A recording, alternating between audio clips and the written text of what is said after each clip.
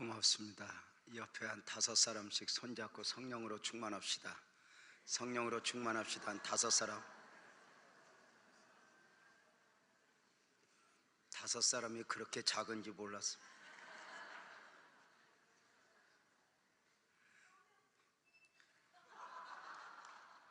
출애굽의 구원 역사의 말씀을 3번째 묵상하고 있습니다. 출애굽의 구원 역사는 처절한 영적 전쟁이라 말씀드렸습니다. 출애굽의 구원을 위한 전쟁은 하나님의 전쟁이었으니 전쟁의 목표는 분명했습니다. 내 백성을 보내라, 그들이 나를 섬길 것이니라 입니다. 출애굽의 구원 역사는 10가지의 재앙과 함께 시작이 되었습니다. 우리는 지난주일 예배 시간에 10가지 재앙에 담긴 하나님의 마음을 읽고 은혜를 받았습니다. 10가지 재앙이 표면적으로는 바로와의 싸움이었지만 실제적으로는 하나님의 백성들을 향한 기다려주심의 사랑이었다고 말씀을 드린 것입니다. 오늘의 구원이나 출애굽의 구원이 억지로가 아니어야 했기 때문입니다. 430년 동안 애굽에서 노예로 살아오던 이스라엘 백성들이 10가지의 재앙을 통해 점점 더 하나님을 인식하고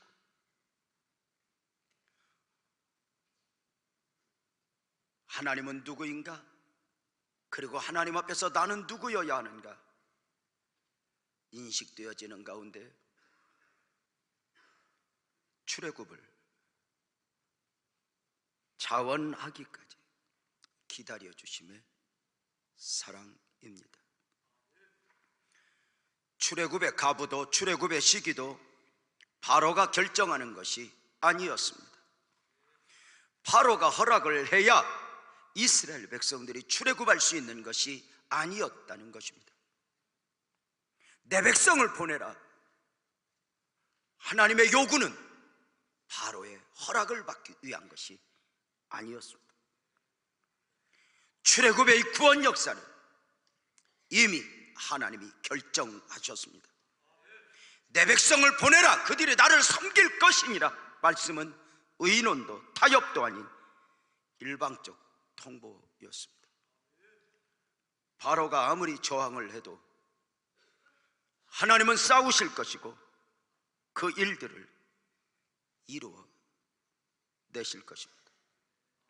이스라엘은 하나님의 아들이었고 하나님의 장자였기 때문입니다. 애굽의 바로를 꺾기 위해서 10가지 재앙이 필요한 것이 아니었다입니다. 단순히 바로를 꺾는 것만이 목적이면 단 한 가지 재앙으로도 충분하셨을 것입니다. 그럼에도 불구하고 10가지 재앙이 필요한 이유가 무엇인가? 문제는 바로가 아니라 포로 되어 살아가고 있는 이스라엘 백성들이었습니다. 비록 노예로였지만 430년을 조상적으로 살아오던 애굽에서 떠난다는 것을 쉽게 결정할 수 있는 문제가 아니었기 때문입니다. 하나님의 음성을 직접 들은 것도 아니고 40년 만에 나타난 모세를 통해서 너희는 하나님의 백성이라, 우리는 여기에서 영원히 살아야 할 사람이 아니라 자 떠나자, 우리 애굽을 떠나 약속의 땅 가나안으로 가자 할 때 저들이 어느 날 들려온 하나님의 음성 앞에 아멘 할 수 있었겠냐는 것입니다. 그러므로 애굽에 내린 10가지 재앙이 표면적으로는 바로를 상대하는 것 같지만 내면적으로는 이스라엘 백성들이 출애굽을 스스로 결단하기까지 기다려주심의 사랑이었던 것입니다. 한 재앙 한 재앙의 목적은 바로가 아니라 하나님을 향한 이스라엘 백성들의 불신이 무너지는 시간들이었습니다.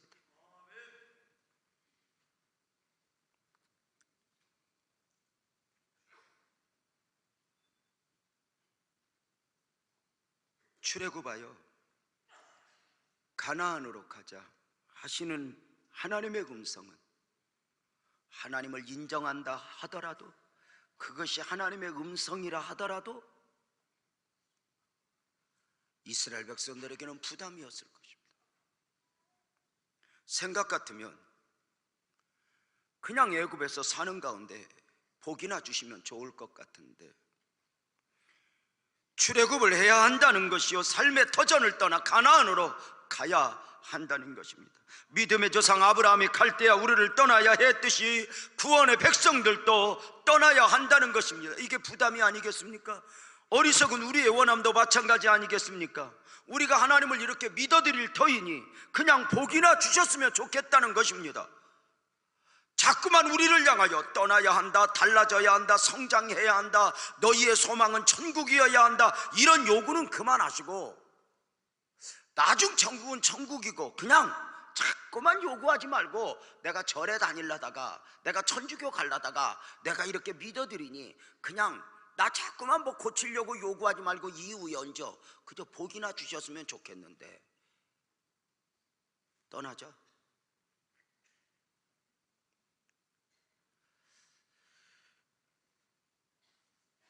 이렇게 어리석은 우리를 하나님이 기다려 주시는 것입니다. 생각 같으면 우리가 예수를 믿는 순간 컴퓨터에 그러하듯이 칩을 하나 더 주시든지, 뇌에 있는 작은 선 하나 딱 바꿔주셔서 예수를 믿는 순간, 구원의 예수를 받는 순간 세상은 다 배설물로 보이고, 그냥 아침에 일어나도 하나님, 저녁에 자도 하나님, 이런 나로 좀 만들어 주셨으면 좋겠는데 아니라는 거예요. 하나님을 모르는 것도 아닌데, 하나님을 안 믿는 것도 아닌데 여전히 세상이 좋아 보이는 거예요. 세상을 포기할 수가 없는 거예요. 그래서 때로는 하나님의 원하심을 모르는 것도 아닌데 나의 원함대로 하고 싶어요. 때로는 하나님이 내리신 결정보다 나의 선택이 더 좋아 보이기도 하는 거예요.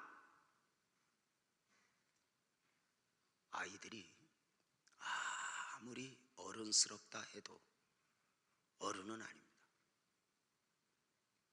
순간은 어른스러울 수 있지만 여전히 징징거려 우는 것 보면 아이이고, 고집부려 보이면 아이인 것입니다. 우리가 순간순간 하나님의 뜻대로 살고 있다 해서 우리가 그렇게 하나님의 뜻대로 나 자신이 온전히 드려졌을까? 여전히 세상을 좋아하는 내가 스스로 이것이 다 별거 아니야, 하나님을 하나님으로 인정하기까지 부단히 참아 기다려주시는 하나님의 마음, 우리의 구원도 우리의 축복도 사실은 내가 얼마나 노력했나 우리의 공로가 아니라 하나님의 기다려주심으로 맺어지는 열매이니 나의 다 된 것은 하나님의 은혜로라 아니겠습니까? 오늘 내가 이곳에 앉아 예배할 수 있는 이유는 누구보다 심지가 견고해서가 아니라 하나님의 기다려주심,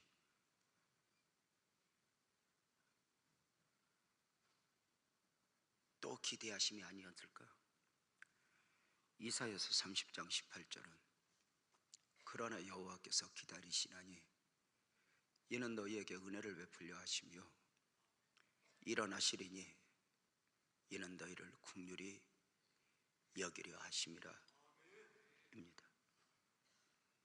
이 말씀과 함께 오늘도 저와 여러분을 향한 하나님의 마음이 읽어졌으면 좋겠습니다. 나를 기다려 주시고 출애굽을 결단하는 순간 하나님이 너무 기뻐서 하나님이 벌떡 일어나시어 우리 가자, 내가 아브라함과 이삭과 야곱에게 약속했던 그 땅으로 가자. 여호와께서 기다리시나니 너희에게 은혜를 베풀려 하시고, 우리가 결단하고 우리가 아멘으로 순종해야만 하나님의 은혜가 은혜될 수 있는 부분이 있다는 거 아십니까? 지난주에 말씀을 묵상했던 대로 처음 재앙은 물이 피가 되게 하는 보혈의 전쟁이었습니다. 출애굽의 구원 역사에서 물이 피가 되게 하는 재앙이 처음 재앙이어야 했던 이유는 분명하다 했습니다. 출애굽의 전쟁이 구원 역사였기 때문입니다. 모든 구원 역사의 시작과 끝은 언제나 피에서 시작하여 피로 마무리가 되니 보혈의 능력입니다. 생명 구원은 아담의 피 묻은 가죽옷으로 시작하여 그리스도의 갈보리 십자가에서 절정을 이루고 우리 예수님 재림하실 때 피 묻은 세마포 옷을 입은 사람들이 그 재림의 예수를 영접하면서 구원의 완성을 이루게 되는 것입니다. 출애굽의 구원 역사를 위한 바로와의 표면적 씨름은 이제 2회전에 접어들었습니다. 두 번째 재앙인 개구리 재앙이 시작되는 것입니다. 그 개구리 재앙에 대해서 출애굽기 8장 3절 4절은 이렇게 말합니다. 개구리가 나일강에서 무수히 생겨 올라오니 바로 너의 궁과 너의 침실과 내 침상과 내 신하의 집과 내 백성의 내 화덕과 내 떡반죽 그릇에 들어갈 것이라. 개구리가 너와 내 백성과 내 모든 신하에게 기어오르리라 입니다. 나일강에 무슨 개구리가 그렇게 많이 있었는지, 어디에서 올라오는지, 개구리로 애굽 전체가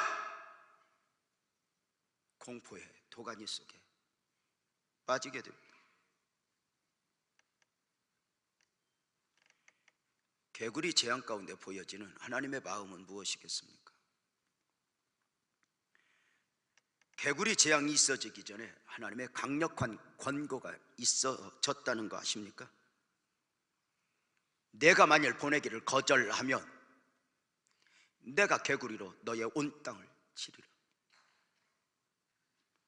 이 말씀에서 주목해야 할 단어가 있으니 거절하면입니다.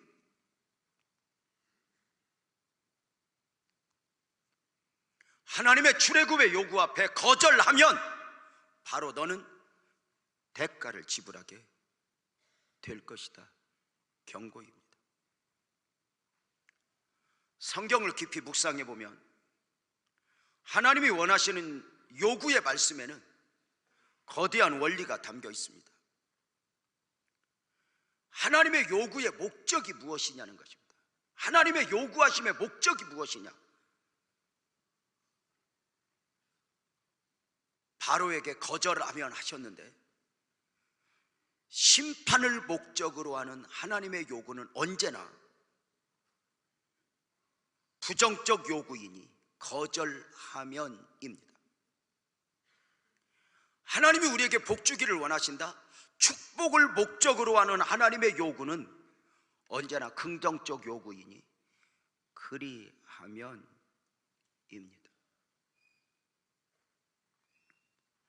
그래,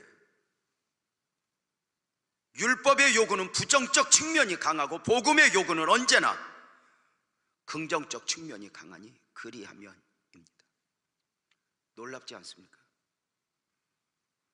바로에게 언제나 경고와 함께 거절하면 말씀을 주셨던 하나님이 하나님의 백성들에게는 언제나 그리하면 말씀해 주신다는 것입니다. 거절하면 부정적 요구에는 복 복종의 요구와 함께 심판이나 징계가 계획되어 있고, 그리하면의 복음적 요구에는 순종의 요구와 함께 축복이 계획되어 있다는 것입니다. 거절하면 선택의 여지 없이 너는 복종하라입니다. 거절하면 심판이 있으리라. 그런데 만약에 바로가 거절하면 말씀대로 대가를 지불하게 되지만, 하나님 말씀에 복종하여 그래 이스라엘 백성들을 데리고 가시오 하게 되면 계획되어진 징계가 없을 뿐이지 축복이 있는 건 아닙니다. 또 하나 긍정적 요구를 봅시다. 항아리에 물을 채워라. 요단강에서 몸을 7번 잠그라. 하나님의 요구에는 언제나 그 다음을 주시고자 하는 하나님의 섭리, 하나님의 계획, 하나님의 축복하심이 있습니다. 그런데 만약에 기도의 감동 앞에, 용서의 감동 앞에, 순종의 감동 앞에, 헌신의 감동 앞에 순종할 수 없어요. 너무 힘들어요. 그리하면 순종의 요구를 거절한다 해서 하나님의 징계가 있고 대가를 지불하는 것은 아닐 수 있습니다. 그러나 순종을 거절하며 그 순종과 함께 계획되어진 하나님의 축복을 누릴 수가 없다는 것이 성경적 원리입니다.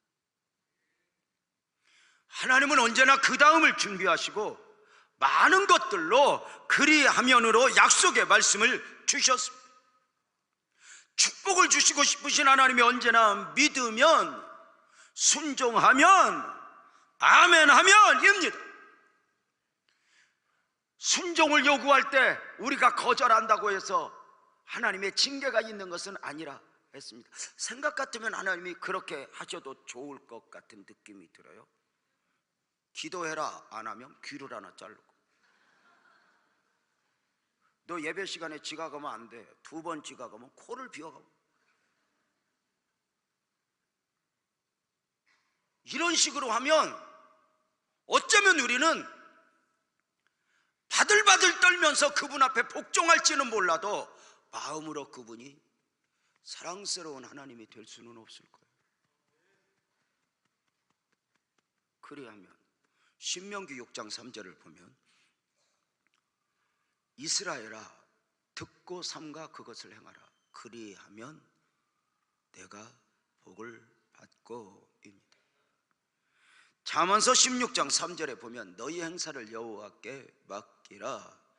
그리하면 너희가 경영하는 것이 이루어지리라 입니다. 마태복음 6장 33절에 보면 그런즉 너희는 먼저 그의 나라와 그의 의를 구하라. 그리하면 이 모든 것을 너희에게 더하시리라. 약속을 주십니다. 약속. 내가 너에게 이렇게 하리라. 구원에도 축복에도 순종을 통해서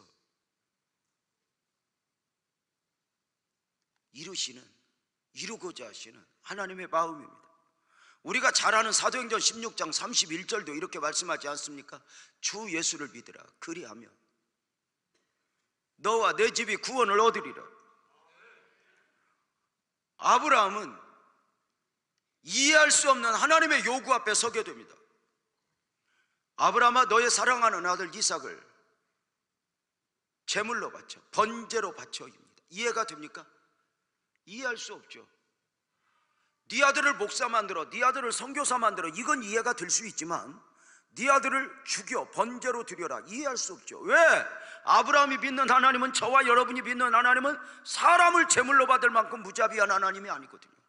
차라리 당신 자신이 제물이 될지언정, 당신의 아들을 제물로 내놓을지언정, 한 영혼을 천하보다 귀히 여기시는 하나님이 사람을 제물로 요구한다? 아니죠. 그럼에도 이해할 수 없는 요구를 하시고, 그 이해할 수 없는 하나님의 요구 앞에 아브라함은 왜요? 묻지 않고 이해할 수 없는 순종을 하면서 여호와 이레, 그 다음을 준비하시는 하나님의 축복을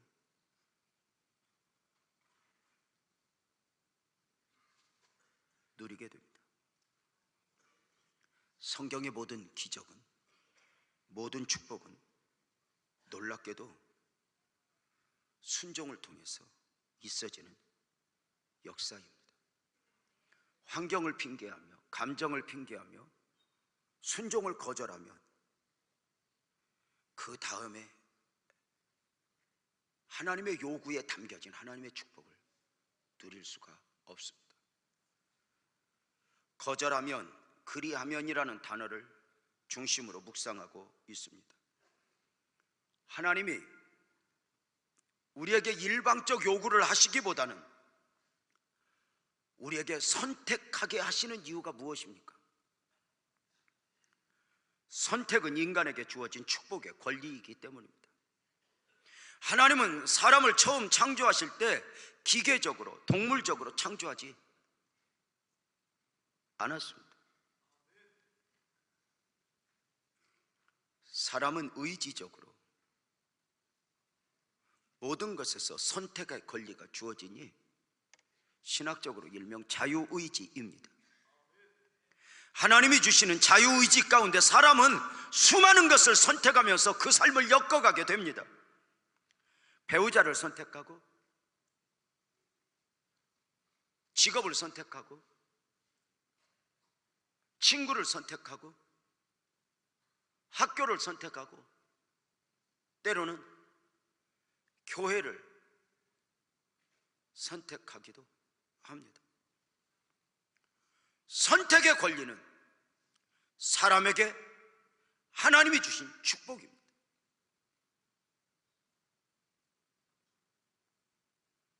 또 하나, 그 선택이 주는 결과 또한 누구도 핑계할 수 없는 나 자신의 것이 된다는 것입니다.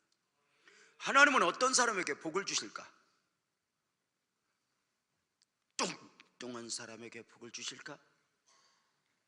이렇게 말하면 안 됩니다. 요새는 안 됩니다. 하나님이 어떤 사람에게 복을 줄까? A라는 사람에게, B라는 사람에게, 어떤 사람에게? 우리는 자꾸 하나님은 어떤 사람에게 복을 주실까 생각합니다. 그러나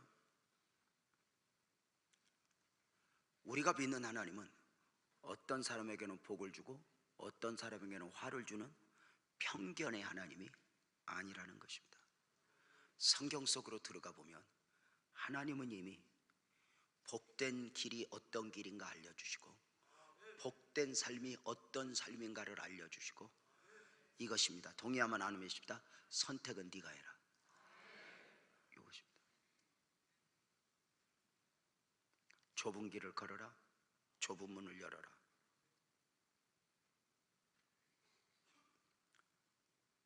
하나님은 알려주시고, 선택은 네가 해라. 시편 1편 1절을 보십시오. 복 있는 사람들은 악인들의 꾀를 따르지 아니하며 죄인들의 길에 서지 아니하며 오만한 자들의 자리에 앉지 아니한다. 대저 의인의 길은 여호와께서 인정하시나 악인의 길은 망하리로다. 이미 어떤 길이 복된 길인가 알려주시고, 선택은 네가 해. 처음 사람 아담에게 하나님은 생명나무와 선악을 알게 하는 나무를 동시에 주셨습니다.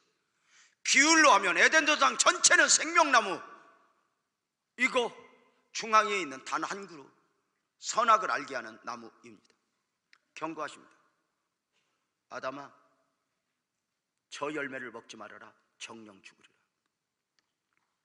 아담은 안타깝게도 선악을 알게 하는 나무의 열매를 먹게 됩니다. 그 선택의 대가는 처절했으니 인류의 죄와 사망의 문제가 여기에서 시작이 됩니다. 사람들은 목소리를 높입니다. 뭐하러 선악과를 만드셨는가? 아니, 아담이 먹을 줄 알았으면 말려줘야 하는 것 아닌가? 이런 오해를 받으시면서도 하나님은 범죄한 아담에게 내가 어디 있느냐, 그 후에 기회를 주셨을 뿐입니다. 가인과 아벨이 있습니다. 저들은 마음을 다하여 성공적 예배를 드릴 수 있었고 실패적 예배를 드릴 수도 있었습니다. 모든 것이 그러한 것처럼 어느 한 사건은 어느 한 사건으로 끝나는 것이 아닙니다. 예배에 실패한 가인이 어느 날 예배에 성공한 아벨을 돌로 쳐 죽이게 됩니다. 하나님은 가인의 행동을 말리시기보다는 내아와 아벨이 어디 있느냐 기회를 주셨을 뿐입니다. 아브라함과 롯은 둘 다 갈대아 우르에서 나온 가나안의 순례자들입니다. 아브라함은 갈 바를 모르면 언제나 말씀을 중심으로 말씀에 의지하여 그 걸음을 선택했지만 롯은 말씀과 전혀 상관이 없었습니다. 눈에 보이는 것이 중요했고 더 잘 사는 것이 중요했습니다. 그리고 그 작은 욕심은 결국 그를 소돔성 중앙에 있게 했고 소돔성의 멸망과 함께 모든 걸 잃어버리는 안타까움으로 그 삶의 결국을 맺게 됩니다. 다만 소돔을 선택하는 롯을 그냥 두시면서 아브라함의 중보와 함께 천사를 보내어 구원의 기회를 주셨을 뿐입니다. 야곱과 에서는 한 아버지 이삭의 아들들이니 둘 다 언약 약속의 자손들이었습니다. 그러나 에서는 들사람으로 세상에서 들려오는 소리에 민감하여 영적인 것을 외면하고 살아가는 삶을 선택합니다. 들에서 들려오는 소리, 세상에서 들려오는 소리, 어떻게 해야 출세하고 어떻게 해야 돈을 벌고 어디 가야 여행 가야 즐겁고 다 압니다. 그러나 영적인 데는 둔감합니다.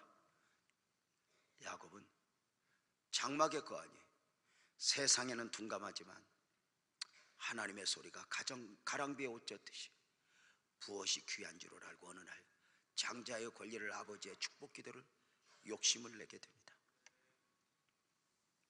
에서는 장자의 권리를 넘기는 선택을 합니다. 눈앞에 보이는 죽 한 그릇으로 말입니다. 하나님은 그냥 두십니다. 결국 아브라함과 이삭과 야곱의 에서의 하나님이 아니라 아브라함과 이삭과 야곱의 하나님이 되고 말았습니다.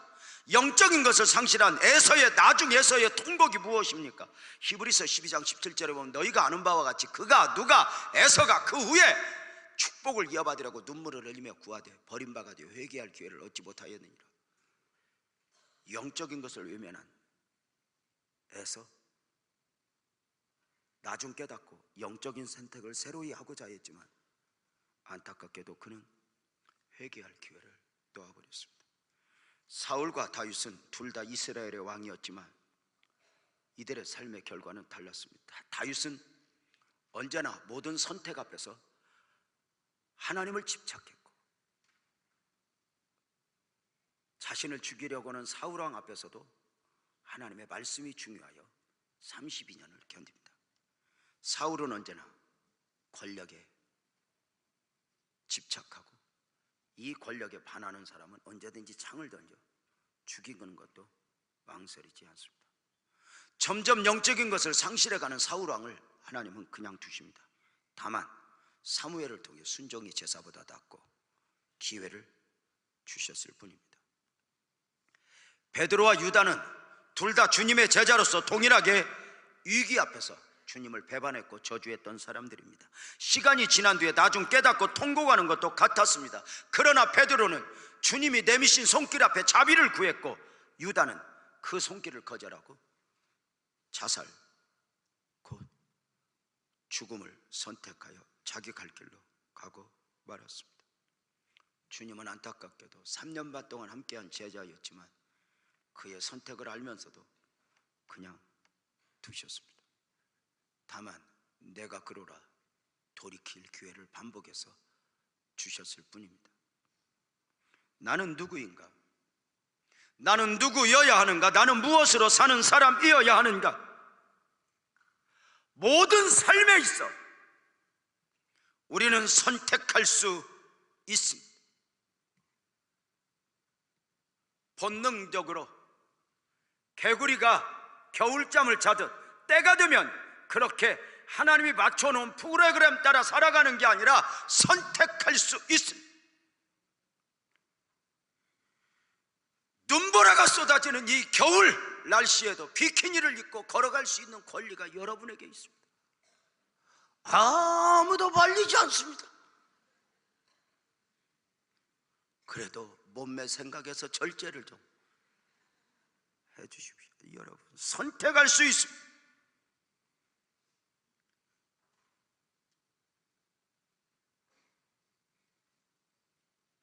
하나님이 우리에게 선택의 기회를 주셨다는 것은 너 알아서 해라가 아닙니다.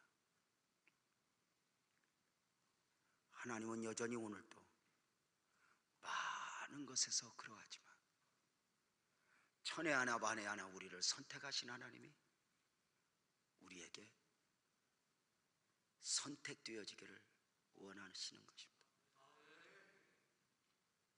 여러분, 제가 이런 질문 한 적이 있는데 기억나시나요? 아담이 하와를 보면서 이는 내 뼈 중에 뼈요 살 중에 살이라 했는데 아담의 눈에 하와가 예뻤을까 안 예뻤을까? 예쁘고 말고 할 게 뭐 있어? 그게 한 건데 뭐 비교 대상이 있어야지. 하나님은 선택의 여지 없이 딱 한 길을 두고 너는 하나님만 알아라 이게 아니에요. 하나님 믿고 하나님만 알아라 그래요. 우리도 좀 하나님을 믿는 순간 세상이 아무것도 아닌 것으로 보였으면 좋겠어요. 그러나 하나님을 믿고 하나님을 알고 구원도 알고 천국도 아는데 세상의 미련이 그렇게 많은 거예요. 세상이 좋아 보이는 거예요. 이 씨름을 하는 거예요. 하나님.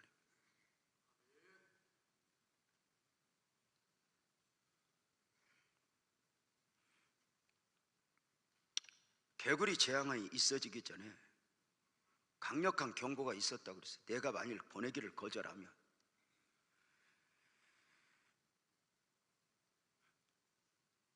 하나님의 경고를 무시한 바로의 선택은 개구리 재앙이라는 대가를 지불하게 됩니다.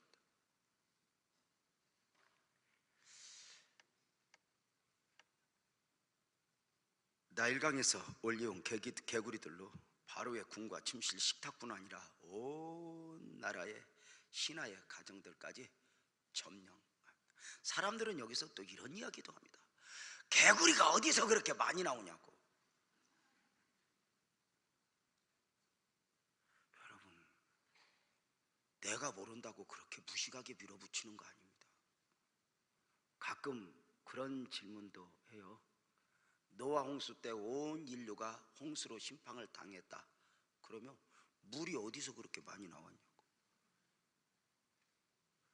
저 히말리아 산맥 이런 걸 어떻게 물로 다 덮냐고. 그거요 생각보다 무식한 질문입니다.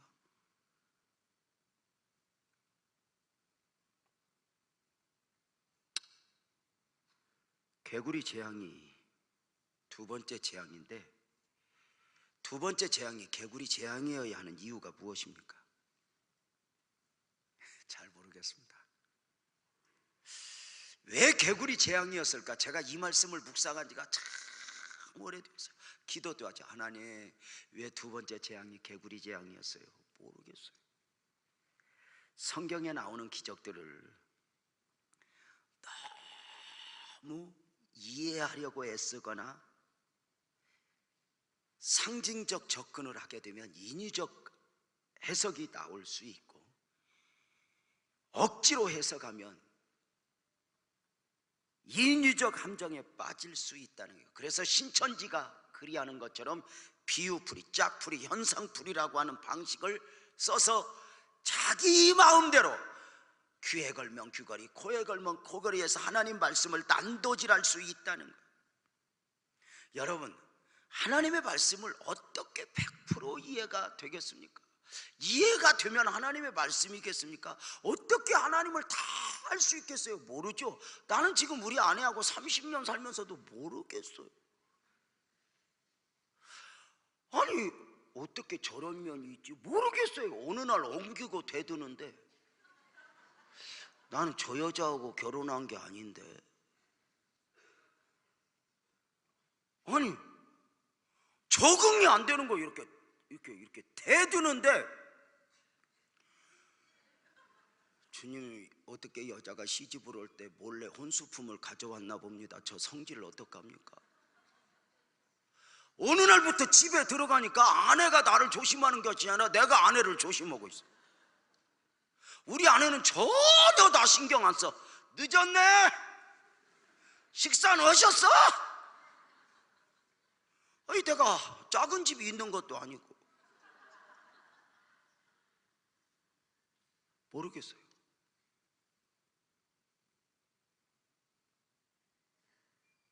개구리 재앙이나 앞으로 보게 되는 재앙도 다 마찬가지예요.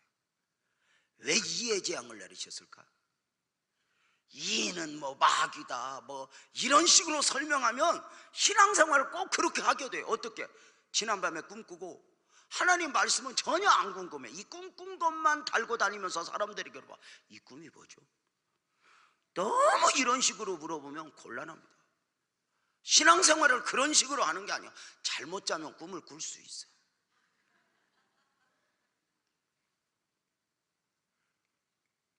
더 중요한 건 이 재앙이 하나님이 보내신 재앙이라는 거. 하나님의 강력한 요구와 함께 하나님이 보내신 재앙이라는 거예요.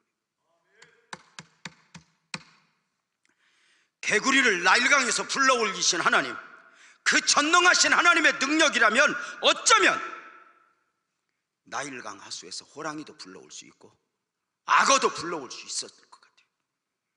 그런데 사람이 우습게 하는 개구리 군대로 바로를 공격합니다. 칼과 창으로 거대한 공룡으로가 아니라 보잘것없이 팔딱팔딱 뛰는 개구리로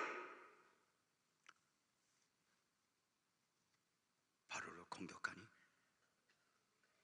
개구리의 많은 숫자와 개굴거리는 소리는 애굽 전체를 공포로 몰아넣기에 충분했습니다. 시도 때도 없이 밀려오는 개구리 군대 앞에 바로의 군대도 애굽의 무기들인 창과 창이 아무 역할도 할 수 없었습니다. 재미있는 사실은 이 개구리가 바로를 전혀 두려워하지 않는다는 거예요. 물러가라! 개구리가 개굴. 여러분, 지금까지 바로가 이 세상 어느 누구도 바로 자신을 두려워하지 않는 존재가 있다고 생각하지 않았어요.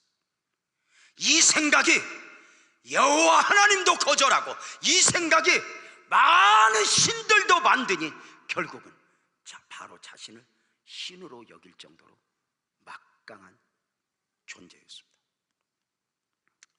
그런데 시도 때도 없이 밀려오는 이 개구리를 죽여도 막아도 막을 수 없었습니다.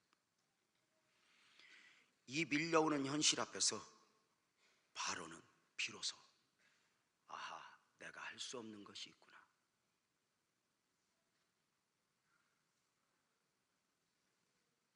밀려온 작은 문제 앞에 무너지고 쓰러지는 것이 인생입니다. 여러분이 대단하게 보는 사람 누구 있습니까? 한번 물어봅시다. 여러분이 보기에 대단한 사람, 저 사람 대단해. 여러분, 대단해 보일 뿐이지 대단하지 않습니다. 다 인간은 약합니다. 몸뚱아리에 생긴 작은 혹 하나가 그의 인생의 발목을 잡을 것이고 어느 순간 쓰러지면 못 일어나는 것이 인생이고 아무리 가진 돈 가지고 큰 소리 쳐도 땅콩 한 봉지에 그 삶이 흔들어 버릴 줄은 아무도 몰랐을 것입니다. 크고 대단한 것으로 아닙니다. 그만큼 인간이 약한 존재입니다. 그래서 지혜로운 사람은 많이 가질수록 많이 배울수록 겸손해지는 것입니다. 하나님은 대단한 것들로 바로를 굴복시키지 않았습니다. 보잘것없는 것들로입니다.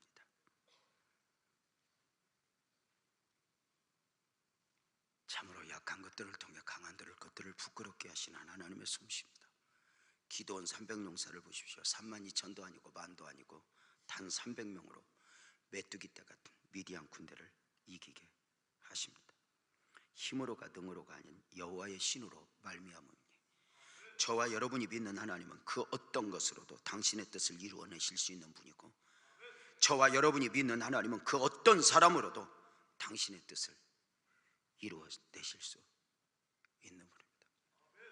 저는 어느 날 개인적으로 하나님의 길을 가는 이 사역자의 삶을 살 때 제가 명함이 대단할 필요가 없다는 것을 어느 날 간직하게 되었습니다.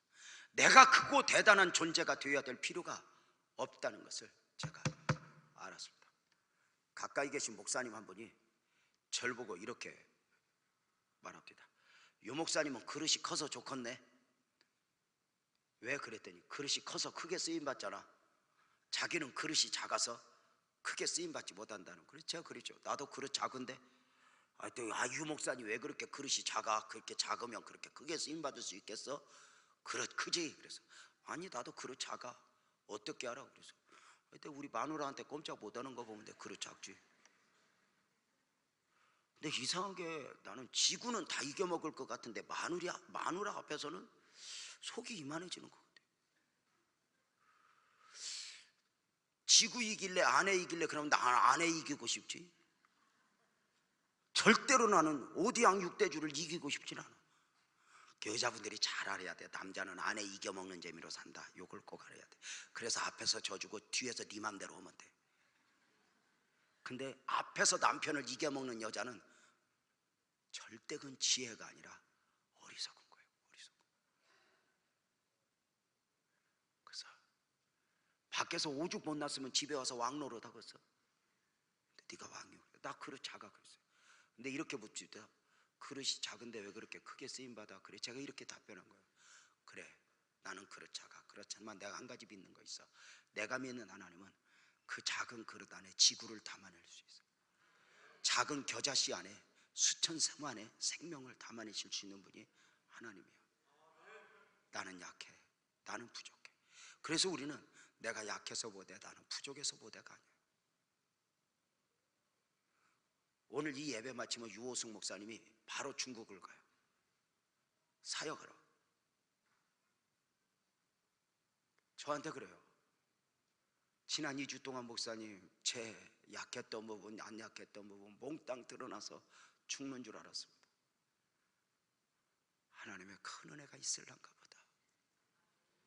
네 실력도 네 재주도 아닌 그 약함을 가지고 가라. 하나님이 하실 것이다.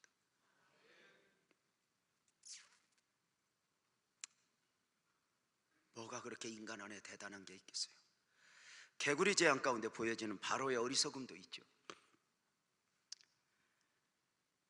바로는 개구리 재앙 앞에서 우선은 미소를 지었던 것 같아요.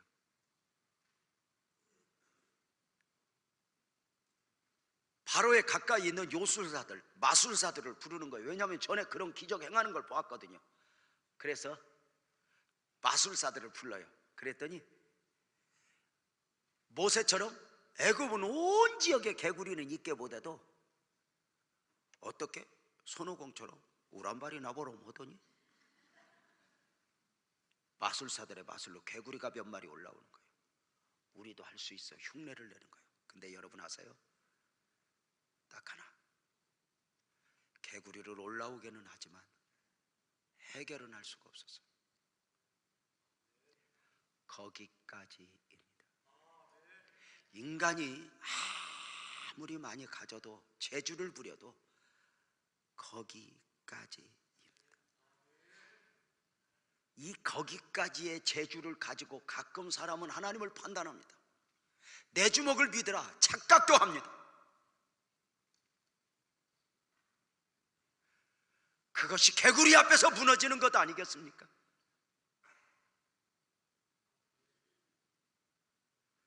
자식을 키우면 자식 앞에서 무장해제가 됩니다.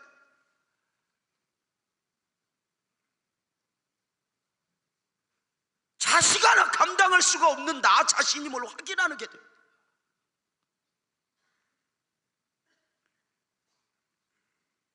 거기까지. 이 거기까지의 재주를 가지고 우리는 누군가를 정죄합니다. 거기까지의 재주를 가지고 누군가를 판단합니다.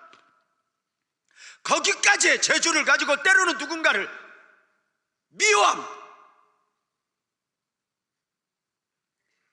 더 무서운 것은 거기까지의 재주로, 그 생각으로, 그 부족함으로 나 자신을 스스로 무너뜨리는 것. 사람들은 개구리를 우습게 합니다. 이까짓 것.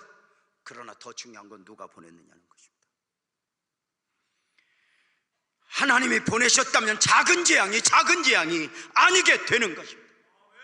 사람도, 사역도 마찬가지입니다. 내 마음에 드느냐 들지 않느냐가 중요한 것이 아니라 그 사람을 누가 나에게 붙여주셨느냐는 것입니다. 다윗이 자신을 죽이려는 사울 앞에서 긴긴 32년을 견딜 수 있었던 이유는 그가 하나님이 세우신 왕이라고 믿어버렸기 때문입니다. 누가 보내셨는가? 더 잘나고 똑똑해서가 아닙니다. 설교하고 있는 여러분의 목사가 지난 26년 동안 눈물로 이 사역을 감당할 수 있었던 이유는 존경하는 성도님들보다 완벽하고 모든 것을 더 잘 알아서가 아닙니다.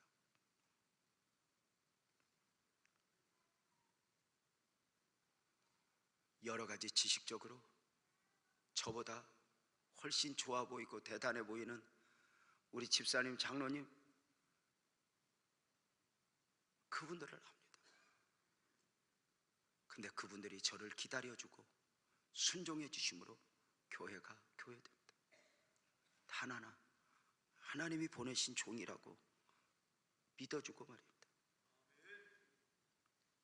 저와 여러분 또한 하나님의 아들이다, 하나님의 백성이다, 이걸 인정하기까지 10가지 재앙을 통해 하나님의 마음이 딱 하나예요. 바로가 아니에요. 백성들아, 너는 내 아들이라, 너는 내 사람이라. 다윗이 골리앗을 향하여 달려갈 수 있었던 이유가 뭐죠? 강해서가 아니야.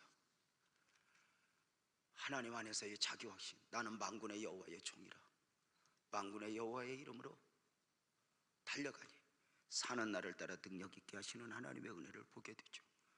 사람이 대단해도 영원히 대단할 수 있을까? 아니요. 거기까지입니다. 개구리 재앙 앞에 두려움에 사로잡힌 바로가 드디어 굴복하기 시작하여 기도 부탁을 합니다. 출애굽기 8장 8절에 보면 바로가 모세와 아론을 불러 이르되 여호와께 구하여 나와 내 백성에게서 개구리를 떠나가게 하라. 여호와께 구하여. 놀라운 것은 애굽의 바로가 그 입술에서 하나님을 말하기 시작했고 하나님의 말씀을 말하기 시작했다는 거예요. 처음 바로가 누구였죠? 출애굽기 5장 2절에 보면 여호와가 누구간데 내가 그 말을 들어? 이스라엘을 내가 왜 보내? 나는 여호와를 알지 못하니 이스라엘을 보내지 않을 거야 외쳤던 그가 지금 하나님을 말하며 기도 부탁을 하고 있습니다.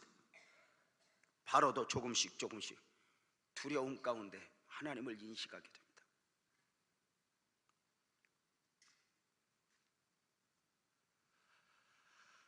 기도 부탁을 합니다. 그러나 그 기도는 바로의 마음이 아니었습니다.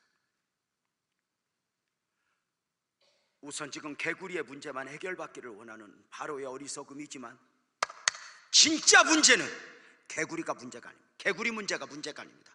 개구리 문제가 해결돼도 이 팔이 계속해서 올 것인데 개구리 문제가 문제가 아닙니다. 근본적인 문제는 여호와를 거역하는 죄입니다. 오늘날 많은 분들이 안타까운 건 어떤 문제 앞에서 문제만 해결하기 위해서 급급하지만 인간은 그 문제 해결하면 또 하나의 문제가 상같이 밀려옵니다. 더 중요한 건 그 원인이 뭔가? 나는 누구인가? 나는 누구여야 하는가? 무엇으로 사는 사람이어야 하는가? 자식이 내 마음대로 안 됩니까?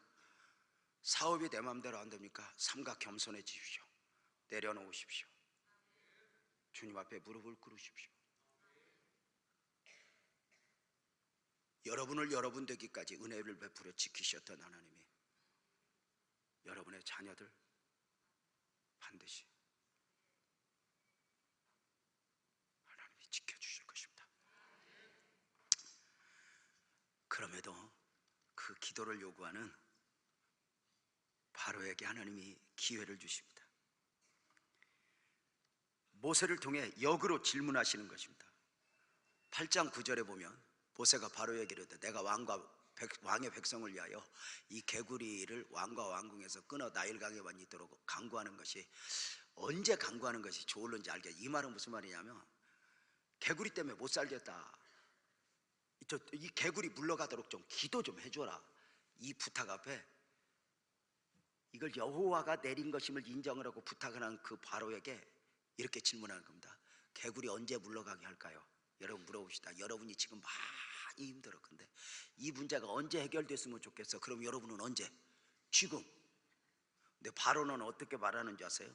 출애굽기 8장 10절에 보면 내일 이렇게 말해요. 왜 내일이라고 말할까요? 하루라도 길게 늘여놓으면 고통이 더할 텐데 왜 내일이라고 말할까요? 고통은 고통이지만 어쩌면 오늘 개구리가 알아서 물러갈 수 있으면 이 재앙이 하나님이 내린 재앙이 아니야, 밑바닥에서 하나님을 부정하고 싶은 불신이 그렇게 만드는 거예요. 이 재앙은 우연히 온 것이지 여호와라고는 신이 내린 게 아니야, 이렇게 말하고 싶은. 우리네 생각 같으면 이 재앙이 언제 물러갈까요? 지금이요, 지금이요, 지금이요, 이래야 정답이란 말인데 내일, 내일, 내일. 왜? 고통은 하루 더 당해도 하나님의 기다려주심을 만홀히 여기며 이 재앙이 하나님이 내리신 재앙이 아니라 현상 가운데 있어지는 우연으로 만들고 싶은 거예요. 하나님의 범죄 이후 이 밑바닥에서 하나님에게서 멀어지고 하나님을 불신하고자 하는 이 죄성이 얼마나 강하게 밑바닥에 깔려 있는지 몰라요. 인간이 이렇게 어설프게 똑똑한가요? 하나님이 없어도 되는 것처럼. 그래서 어떤 분이 이렇게 말씀하셨어요. 하나님이 창조하실 때 실수한 게 하나 있대.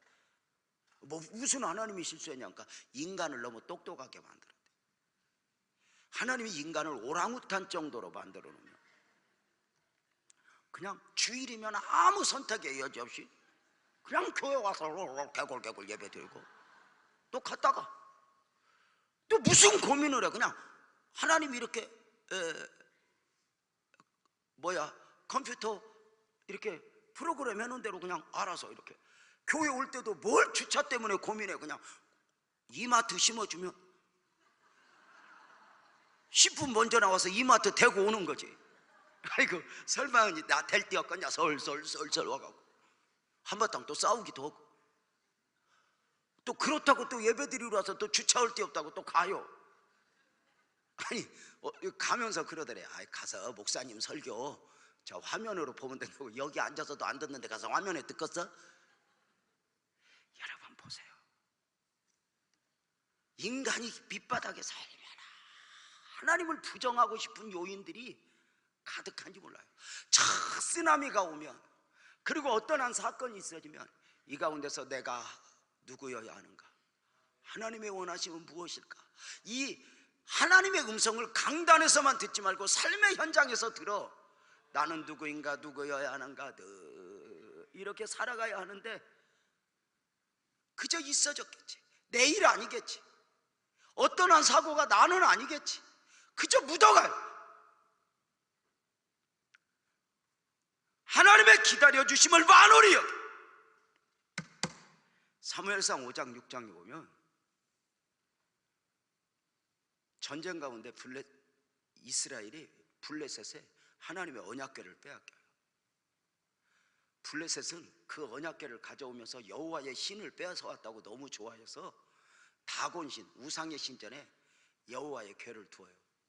그 다음날 가봤더니 여호와의 궤 앞에서 다곤신이 이렇게 엎어져 있어요.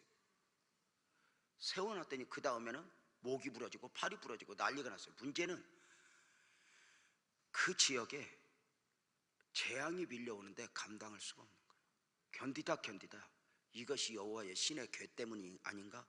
그래서 그 궤를 다른 지역으로 옮겨가요. 가드라고 하는 지역에 옮겨갔더니 거기서도 목이 부러지고 뭐 난리가 나는 가운데 또 한 달 동안 재앙이 있어져요. 그래서 또 에그론으로 또 옮겨가요. 에그론에 가니 또 그런, 이걸 몇 달이냐, 7달 동안 시달려요. 가는 지역마다. 그러면 이 정도 되면 하나님의 능력임을 인정을 해야 되잖아요. 그래서 이제 꼼짝 못하고 이 여호와의 궤는 우리가 가지고 있어야 할 것이 아니라 저 이스라엘에 보내야 돼. 그리고 이제 수레를 만들어서 이러고 이제 보내요. 자, 수레를 만들어서 보내는데 사무엘상 6장 8절 9절 보면 여호와의 궤를 가져다가 수레에 싣고 속건제로 드릴 금으로 만든 무건들을 상자에 담아 궤 곁에 두고 그것을 보내어 가게 하고 9절 보고 있다가 만일 그 궤가 본 지역길로 올라가서 벳세메스로 가면 이 재앙이 그가 우리에게 내린 것이고, 가만히 보면 이 수레가 반드시 가면 이 재앙이 우리에게 임한 것이고, 가다가 비틀비틀 거리면 이 재앙이 우리에게 온 것이 아니라 우연히 온 거다, 이렇게 말해요.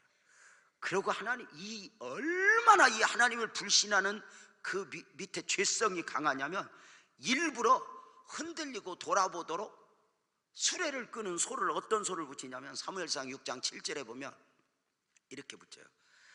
그러므로 새 수레를 하나 만들고 멍에를 메어보지 아니한 젖나는 소 둘을 끌어다가 소의 수레를 메우고 그래요. 한번 생각해 보세요. 멍에를 한 번도 안 메봤으니 어디로 가야 되는 줄 알겠어. 얼마나 어깨에 얼마나 아프고. 오늘도 아까 예배 드리러 2부 예배 드리러 오는데 애를 하나, 우리 청년 자매였던 자매가 애 하나 안고 막 가요. 어떻게 엄마는 잘하냐 그랬더니 저 엄마 물어보는 줄 알고, 우리 엄마 잘 계셔. 너 엄마 말고 너는 엄마 노릇 잘하냐고. 애가 고생한다 엄마 잘못 만나서. 그랬더니 목사님 어떻게 하셨어요? 여러분 보세요. 젖나는 소 2마리를 메워다가 끌으래요. 여러분, 그리고 그 앞에서 송아지를 띄워 보내요. 사람이든 짐승이든 새끼를 가진 어미는 새끼 외에는 아무것도 안 보이는 거예요.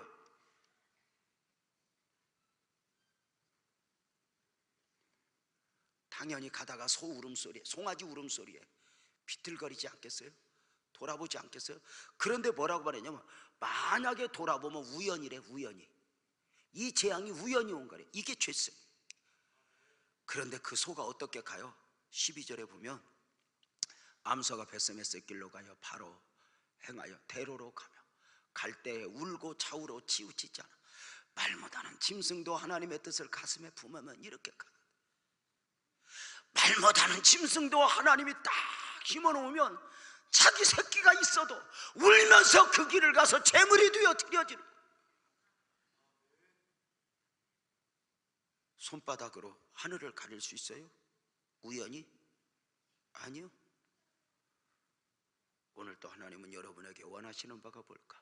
재앙은 바로에게 내리지만 기대는 이스라엘 백성들에게예요. 세상의 많은 일들 가운데 오늘 또 하나님이 얼마나 나는 너희 하나님이고 너희는 내 백성이라 이것이 아름다워지기를 원하는가? 사랑하는 여러분, 우리 저와 여러분을 향한 하나님의 음성, 하나님의 마음 읽고 우리 하나님 안에서 열심으로 살아가는 복된 은혜가 있기를 주님의 이름으로 축복합니다. 너는 내 백성이라, 너는 내 아들이라. 너 지쳐있니? 너 지치지 마.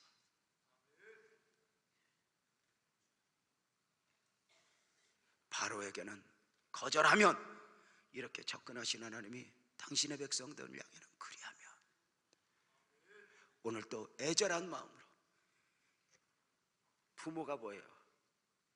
늦게 들어오는 자식들 몽둥이 하나 들고 전화도 안 되는 자식을 들고는 너 들어오기만 해봐 이놈 새끼. 내 다리를 부러뜨려서 12시에 안 들어와. 12시 반에 너는 죽었다. 1시에 들어와. 몽둥이로 박살을 낼 것 같아도 부모가 누구냐면 문이 딱 열리는 순간 몽둥이 숨기고 밥은 먹고 다니냐. 이게 의미요. 이게 합이요. 오늘 또 하나님이 우리를 향하여 부단히 기다려 주시며 힘들고 어려운 일 가운데 너 내 마음 아니? 찬송 하나 하고 오늘 말씀 마치도록 하겠습니다. 힘들고 지쳐 너는 내 아들이라. 마음으로 찬송할 때 주님이 만져주실 것입니다.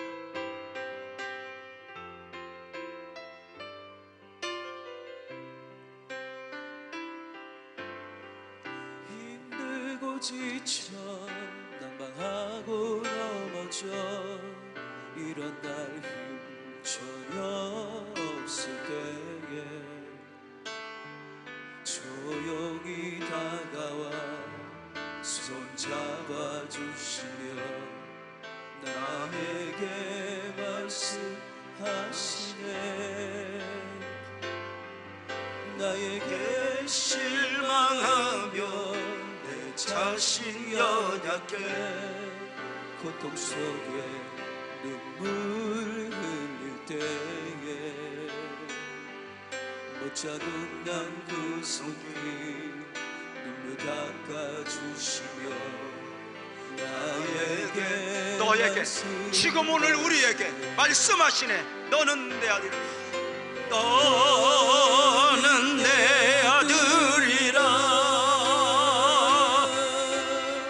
오늘날 내가 너를 낳도다. 너는 내 아들이라.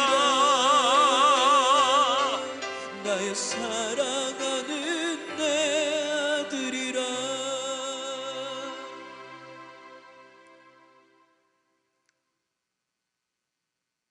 저는 이 애굽의 10가지 재앙 가운데 수없는 하나님의 음성을 듣고 개인적으로 감격하여 많이 울었습니다. 나는 누구여야 하는가? 기도하겠습니다.